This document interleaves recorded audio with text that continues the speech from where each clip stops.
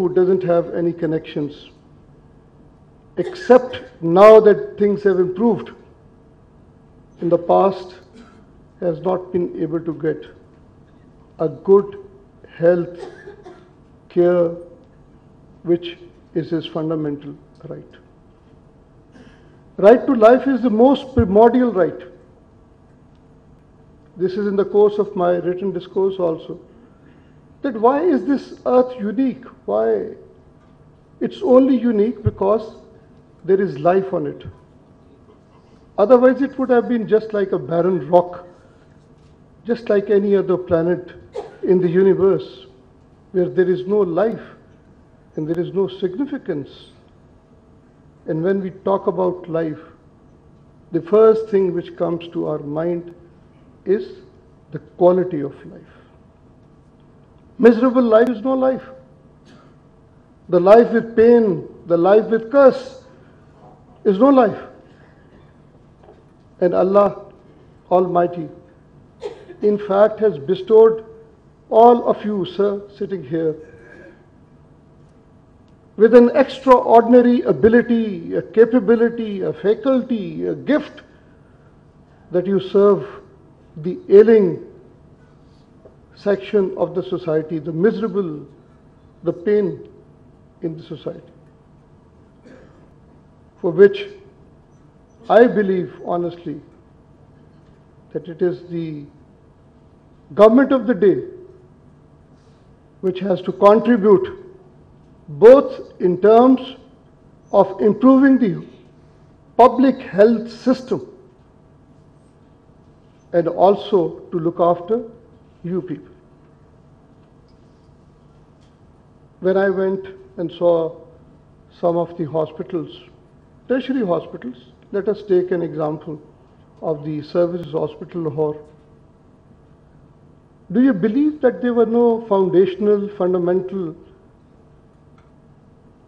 equipments for the purposes of treating or looking after the patients who come into the emergency? I know it as a fact that in the same hospital, few of the ventilators were out of order and which were in their working condition when somebody with a safarish, somebody who's, mashallah, wealthy person would come, the person already put on ventilator, his ventilator would be removed and given to the gentleman who had the resources or who had safarish. Is this not an apathy? This is what has been happening. Do you know that the Supreme Court of Pakistan judges have been contributing to some of the units in the service hospital because there were no essential medicines available in that unit? And the doctors, the nurses, the bearers of the unit, they in fact were fatigued to contribute in order to save the lives of the poor people who could not afford the medicines or other treatment in that unit. The Supreme Court judges, I collected that money and we helped out for having the equipment being put to order, and till day, I think some contribution is regularly going to that unit for the purposes of providing the medicines. When I started on with this campaign, it's a very little effort, gentlemen. I had only attempted to bring awareness, to make people conscious. But it was an effort when I started with this. I came across certain units pertaining to our psyche department. I was visiting KPK. There were about 200 patients, and the condition I could only describe in the words of the Chief Secretary who was accompanying me. I asked him, what is this? 3 people lying on one mattress, and I believe that mattress was not good enough to lie on. And I said, what is the condition? He said, sir, horrible and miserable. This is a failure of the state. It's not our failure, sir. I went and saw the unit about 3 weeks ago, Punjab Institute of Cardiology. And I would be failing again in my duty if I do not compliment Dr. Nazeem Hayat, because I've been a regular visitor of that unit some years ago. And today, with the change of one person, there is a change in the entire institution.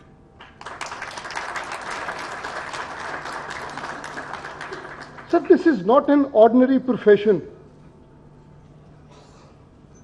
It is something extraordinary. Some passion is needed for that purpose. A fear of God, the fear to, or a will and a passion to work, to serve the humanity, the ailing and the painful person. I think it was long ago when I read something about a person, a man of vision and wisdom, and he was Charaka Samithya. Charaka Samithya was a Chinese, and about 120 to 162 AD, he was a physician. And he mentioned that there are 3 kinds of physicians in the medical profession, and I quote him. He says, 3 kinds of medical practitioners are found in this world, and we are talking about 160 or 162 years, 2 AD. Medical practitioners found in this world.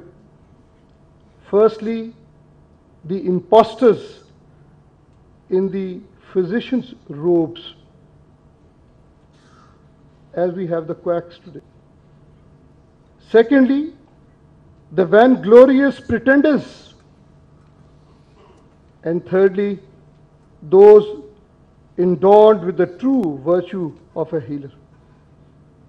Sir, you are the privileged.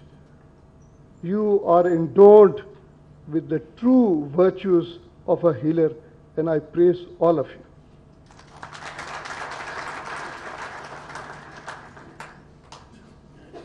Our health system needs drastic improvement,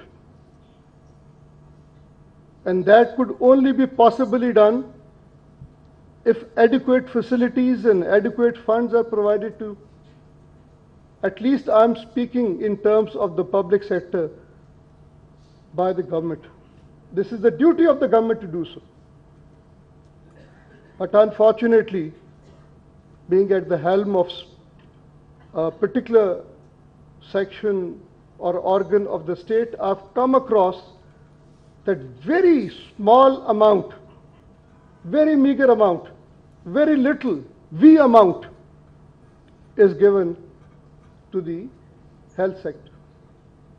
And that too, this is something not laudable, is not used or given in the true sense and utilized in the true sense. Recently, we had come across the private colleges, for example, private medical colleges. Do you know the standard of the private medical colleges was in such a miserable and deteriorated condition that when I spoke to some of the experts belonging to your profession, what did they say? One doctor sitting over here said to me, sir, that the new doctors coming to the profession, they do not have the ability and capability even to monitor or to take the blood pressure. Brigadier General Zahid, Surgeon General of Pakistan, in a meeting of the ad hoc committee of the PMDC, unequivocally, very clearly stated, sir, I am scared of that day when I would need a treatment by a doctor which is being trained in the manner as is being done. Sir, our standards have really gone down. Doctors are the most important tool in the healthcare system, and we are not creating that tool as is needed. And this becomes your responsibility of each one of you, the seniors over here, that they have to supervise, being vigilant as to whether we are creating the best tool for the purposes of the healing, rather than, as has been quoted, that by Chakatra Smritya, that they should be just like a pretenders in the first category, or vainglorious pretenders, or they are the imposters. No, sir, we need to have the true virtue healers, those who can, and that is where the private medical system, which has now taken quite a big chunk of training or imparting education to these private doctors, they are being trained in. So this is again a very important. As far as other aspects of our medical care system is concerned, sir, Dr. Kiani must be aware, and maybe quite a lot of you, that Drug Regulatory Authority has been activized, they've been made active. We today almost have settled all the cases, almost all the cases, with the meager amount so far left, which are in appeals, that all those devices, the medicines which are required, those have been registered. The prices have been settled. As regards the prices for certain treatments, such as the treatment of heart, the intervention, with the courtesy help of Dr. Azhar Kiani Sahab Aap and your interventionist group, we have stated and we have settled the price of the stenting so that exorbitant amounts should not be charged from the patients. I'm sure that still we need improvement. I am conscious that the amount what we originally agreed upon and settled does not meet the present day, and we need to increase that amount, because the parity and the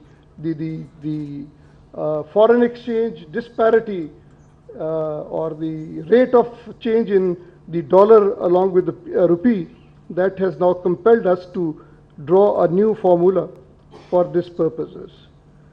Coming back to today's workshop, I must admire the organizers of this seminar or the workshop. This is a great effort. I've always been grateful to my foreign Pakistani diaspora, those who have gone abroad, and the gentlemen like you are an asset to Pakistan. We always require you, we always need you, not only to come and treat certain people, particularly for which we do not have the expertise, but also to educate the doctors who cannot afford to go abroad. And let me share with you one important thing. Dr. Huma, she perhaps is in a children's hospital. Few weeks ago she came over to my house without any appointment, and somebody came and told me that there is Dr. Huma Chima along with the husband, those who want to meet me. She came in and asked what is the issue. She said, sir, there are 13 children in my ward. They are in critical condition. They require transplant, liver transplant. And that is for the first time I came to know that in Pakistan we do not have any system for the purposes of transplant of these small babies. What a misfortune of the country, unfortunate. We have to go to India, for which visa is not a very asan thing to apply or to get. We have to go to China, where again the language problem, and it's quite expensive. So I asked her, what is the difficulty? Why can't we have these transplants in Pakistan? She said the only reason is, sir, what she, and I believe, let her not be blamed about it, that we do not have in the care health system the experts of your category and nature. You people are being regulated and governed by regulatory authorities who are the officers of DMG or some other department, grade 19 or 20 officer who has no clue about the difficulties which are being faced or could be resolved by UP. I remember of those days, and somebody senior sitting over here must be also aware about Professor Mia Iftikhar Sahab. Professor Mia Iftikhar, a very well-dressed gentleman, I believe. He would wear a very white suit all the time, and he was the health secretary, and he was the professor also. Why can't the provincial health secretaries be the doctors?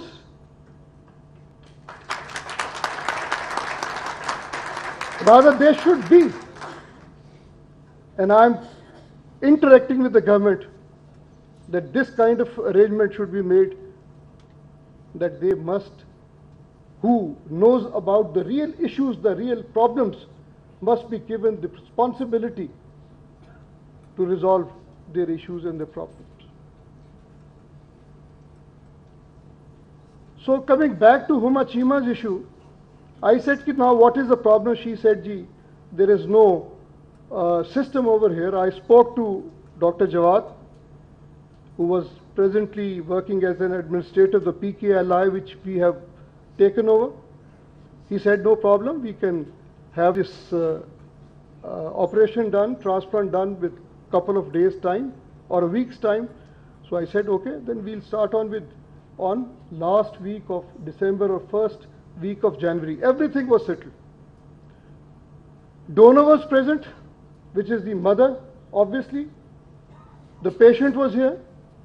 The hospital, according to our understanding, on which we had almost spent about 22 billion of rupees. That is meant for the purposes of the transplant in Pakistan. I thought, and it was supposed that it is in proper shape, and that was the place where we were going to hold the first operation. Now the question was about the doctors. That is where you come, sir. We were finding difficulty because no expert trained doctor for such procedure. I came to know that Dr. Khalid Sharif in Birmingham, he is one of the experts who can do it. I personally spoke to him. Very kind of him. He said, sir, though it will be around the winter vacations, people working over here almost, they go for their vacations, the winter vacation, the Christmas vacations, and we give the cover. But still, we will manage, and I'll come and have that operation done. All settled. Then one day a meeting is conducted, and I'm told that the basic things in the hospital PKLI, on which we have spent almost 22 billion of rupees, are not available, not only for the purposes of holding the procedure of a minor, but even of an adult. This is the pathetic situation, that we spend money and we do not get a proper or appropriate paraphernalia and superstructure to do the needful. Very shamefully, sir. I am speaking for myself. I had made a promise to some child who was to be operated that day. I don't know the name. It's shameful for me that I could not fulfill the purpose. I could not fulfill my promise.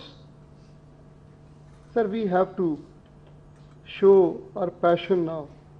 We have to do extraordinary things. We have to take unusual steps to improve this healthcare system. I've been roaming around, as I've told you, Even today, I was supposed to be holding a court in Lahore for this very purpose, to revamp the United Christian Hospital, which has been at a point of time a grace of Lahore. And today, when I went and saw, it's a khandar, almost a khandar, Dr. Sahab. I was to hold a court today for that purpose, but as Dr. Kiani Sahab has asked me, and it was my passion and requirement even to be present with you people, I'm holding that court, going back to Lahore at 5 o'clock in the evening.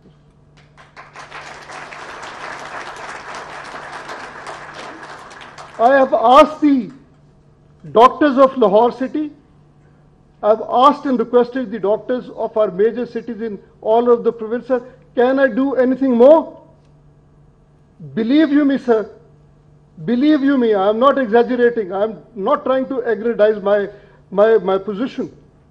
Almost each and every important expert in your profession has said, you have done enough.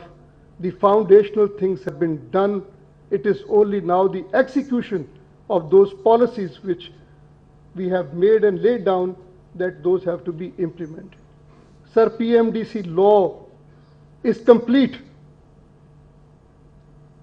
I have sent the draft instrument to the government of Pakistan for the purposes of enforcing that law. And you will be very happy to see one day, irrespective, regardless what the changes are brought by the government, that it shall be the law which shall serve the healthcare system right from the very genesis, right from the very important and foundational. Sir, we have settled that all the medicine